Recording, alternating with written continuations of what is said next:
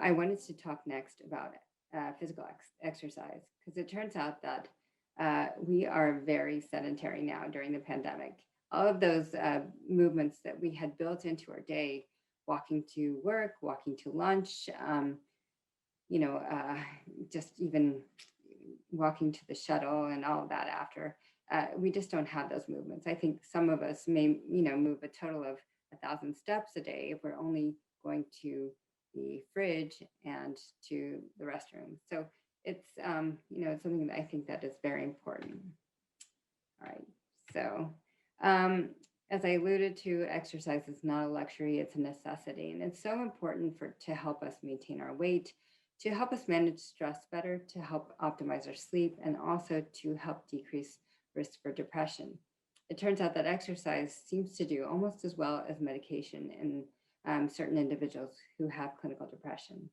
In addition, we can see an improvement of other cardiovascular risk factors such as cholesterol, decreased inflammation, and improved glucose metabolism when people are exercising regularly. And so, how does it work really? So, I think we can guess that exercise burns calories, which then helps us to control our weight. But it also helps us to maintain a normal blood pressure, even in the absence of weight loss. And this is through improved endothelial function and vascular resistance, decreased sympathetic activation. It also helps us to optimize our cholesterol levels and blood sugar levels, as I mentioned. And interestingly, exercise helps us to develop some ischemic preconditioning. So what this means is that we have the ability to sort of tolerate episodes of low flow. So in other words, if we were to experience a mild heart attack, we might be much better equipped to manage the effects of that if we have been exercising than if we haven't. In addition, for individuals who exercise regularly, we see improved heart contractility or pumping.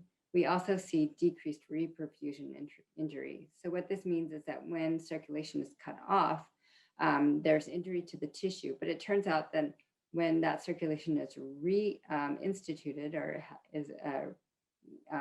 has restarted, then there's additional injury that gets incurred by those tissues that have been injured already. But one thing that all of this being said, I think it's really important that we consider how we exercise. So it's important to, for example, not be a weekend warrior. Let's talk about exercise and respiratory infections just for a minute, again, given the pandemic and also because we're in flu season. Turns out that moderate exercise helps us to activate our immune systems, and people who exercise regularly have a reduced risk of respiratory infection and reduced severity of symptoms. We also see reduced mortality or death from respiratory infections in those who've been exercising regularly.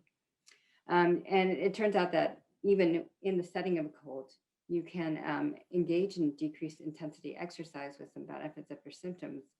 But it's also important to notice that overexertion can increase risk, especially if that exertion, as I mentioned in the last slide, is erratic.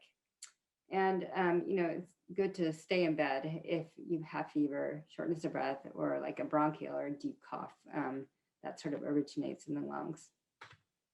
So how much do we need? According to the American Heart Association, the CDC, based on numerous studies, they came to this number of 150 minutes of moderate to vigorous intensity activity. And it's important to sort of consider that this activity is most effective when it's spread through the week. So exercising, 15 to 20 minutes every day is going to be actually much more beneficial than exercising, 1 hour, 3 times a week, even. The more often, and in fact, if you can break it down to 3 times a day for 5-10 minutes, probably about 10 minutes minimum, then, you can see even more benefit. So sort of getting back to, how much we need, another option is instead of the 150, you could do 75 minutes of very vigorous activity. But again, this entails being in shape to begin with. So it's good to not just do it once a week, sort of in that weekend warrior type of syndrome. And in my opinion, I think that a combination of both is probably going to be the most beneficial. And we do see added benefits when you increase that amount to 300 minutes a week or so. It's also important to engage in moderate to high intensity muscle strength training at least 2 days a week. And generally, it's a good goal to have to spend less time sitting. So if you have, for example, funds to support your ergonomic situation at home, if you're working from home, then getting a sit stand station may be a good investment.